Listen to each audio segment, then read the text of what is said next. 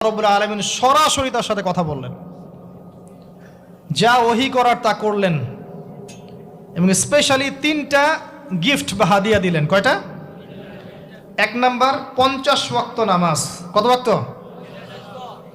2 number সূরা বাকারার শেষের 3 আয়াত, সূরা বাকারার শেষের 3 আয়াত। আর 3 নাম্বার হচ্ছে একটা ঘোষণা, হে নবী মুহাম্মদ সাল্লাল্লাহু আলাইহি ওয়াসাল্লাম, তোমার উম্মতের কোনো ব্যক্তি যদি আমার সাথে শিরক না করে মারা যায়, আমি তাকে জান্নাতে দিয়ে দিব ইনশাআল্লাহ।